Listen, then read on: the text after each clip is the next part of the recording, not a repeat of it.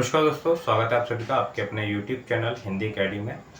जैसा कि आप सभी साथियों को पता है, हम लोग तैयारी कर रहे हैं EMRS के एग्ज़ाम के लिए और रीतिकाल हम लोगों का चल रहा है। आज हम लोगों की रीतिकाल की होगी अंतिम क्लास और आखिरी कवि हम लोग रीतिकाल के जो कि आपके सिलेबस में लगाए गए हैं उनको पढ़ने वाले हैं।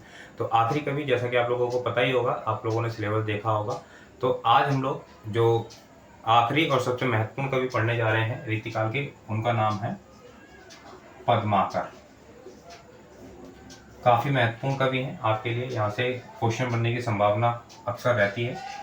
चलिए देखते हैं हम लोग एक एक जानकारी। सबसे पहले जन्म से बात करेंगे। इनका जो जन्म था वो कब हुआ था? इनका जन्म हुआ था 1783 ईस्वी के अंदर बांदा। और पिता का नाम इनकी अगर बात करें तो इनके पिता थे मोहनलाल भट्ट। ठीक है, इनके पिता थे मोहनलाल भट्ट। जो पद्माकर है, मैंने आपको बताया था कि रीतिकाल के अंतिम प्रसिद्ध कवि माने जाते हैं। रीतिकाल के अंतिम प्रसिद्ध कवि माने जाते हैं। रीतिकाल के अंतिम प्रसिद्ध कवि इनको माना जाता है। देखिए, सबसे महत्वपूर्ण इनकी काव्य की जो हम कहें विशेषता क्या रही, तो इनका जो काव्य है उसके अंदर आपको मिलती है भक्ति, उसके अंदर आपको मिलता है वीर और उसके अंदर मिलता है आपको श्रृंगार। तो इनका जो काव्य है उसको क्या कहा जाता है? उसको कहा जाता है कि इनके काव्य में भक्ति, वीर, श्रृंगार की त्रिवेणी मिलती है।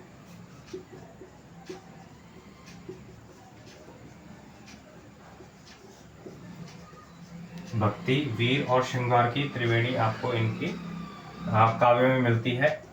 एक बहुत ही महत्वपूर्ण उपाधि इनको मिली थी, जिसको कहते हैं कवि शिरोमणि। कई बार एग्जाम में पूछा गया है कवि शिरोमणि किसे कहते हैं, किस कवि को कहा जाता है कवि शिरोमणि? तो पद्माकर को कहा जाता है कवि शिरोमणि। अब ये जो उपाधि है वो दी किसने थी? ये दी थी प्रताप सिंह ने। प्रताप सिंह ये थे जयपुर के राजा। ठीक है, कवि शिरोमणि बहुत ज्यादा महत्वपूर्ण है ये। ठीक है, इन्होंने जो इनकी वाल्मीकि रामायण के आधार पर इन्होंने एक रचना लिखी जिसको राम रसायन नाम दिया। ठीक है, राम रसायन ये लिखी गई है वाल्मीकि रामायण। ठीक है, राम रसायन इन्होंने नाम दिया और ये वाल्मीकि जो रामायण है इसके आधार पर लिखी गई है दोहा चौपाई शैली के अंदर। ठीक है, दोहा चौपाई में, दोहा चौपाई शैली में इसको लिखा गया है। बात करें इनकी और रचनाओं की तो जीवन का जब अंतिम समय था, अंतिम काल था, तो कुष्ठ रोगी ये थे। कुष्ठ रोग होने के बावजूद इन्होंने जो रचना लिखी उसका नाम था प्रबोध पचासा। प्रबोध पचासा ये लिखी गई थी जीवन के अंतिम काल में कुष्ठ रोग ग्रस्त होने के बावजूद। ठीक है, और इन्हें पचासा शैली का प्रवर्तक माना जाता है। ठीक है, हिंदी साहित्य के अंदर पचासा शैली का प्रवर्तक माना जाता है किसको? पद्माकर को। ये आपकी परीक्षा में पूछा जा सकता है। और इसके अलावा देखिए, कुष्ठ रोगी ये थे, ये मैंने अभी आपको बता दिया। अंतिम समय में क्या हुआ, ये गंगा के किनारे जाकर के बस गए और गंगा के किनारे ये लगभग 7 वर्षों तक रहे और वहां पर इन्होंने एक रचना लिखी जिसका नाम है गंगा लहरी। बहुत ज्यादा महत्वपूर्ण है इनकी रचना आपके एग्जाम के लिए, तो गंगा लहरी। चलिए इनकी प्रमुख रचनाएं हम लोग देख लेते हैं। रचनाएं इनकी अंतिम जो है वो रचनाएं देखनी है। पहली रचना देखते हैं हम। पहली रचना का नाम है हिम्मत बहादुर विरुदावली। हिम्मत बहादुर विरुदावली। हिम्मत बहादुर वीरदावली। दूसरी रचना पद्माभरण। उसके बाद इनकी तीसरी रचना देखते हैं, नाम है जगविनोद। चौथी रचना देखेंगे इनकी, चौथी है प्रबोध पचासा।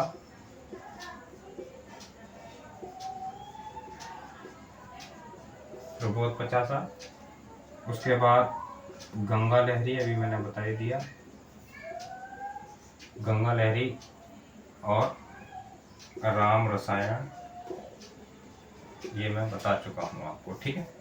तो सबसे ज़्यादा अगर बात करें हम लोग, सबसे ज़्यादा महत्वपूर्ण जो इनकी रचना है वो है गंगा लहरी। एग्जाम में कई बार पूछी जाती है, बार बार रिपीट होती है, तो ध्यान रखेंगे इसको। उम्मीद करता हूँ आप लोगों को आज की क्लास पसंद आई होगी। अगर क्लास पसंद आई हो तो दोस्तों में शेयर करें, ज़्यादा से ज़्यादा वीडियो को लाइक करें, और अगर कोई सुझाव है आपका मेरे लिए तो आप लोग कमेंट करके ज़रूर बता सकते हैं। कोई आप लोगों को संशय है, कुछ पूछना है तो उसके लिए कमेंट कर सकते हैं आप लोग।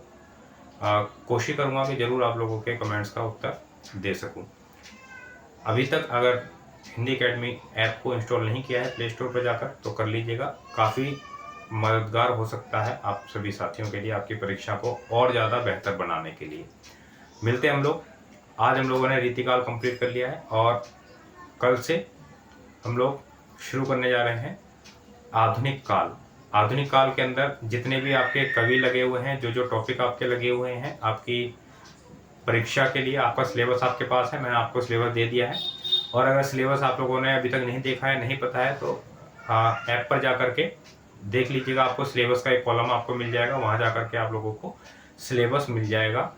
इसका अच्छे से देख लीजिएगा कौन कौन से कवि हैं। तो आधुनिक काल हम लोग शुरू करने जा रहे हैं अपनी अगली जो क्लास होगी वहाँ से। चलिए फिर मिलते हैं हम लोग अपनी अगली क्लास में। बहुत बहुत धन्यवाद आप सभी साथियों का।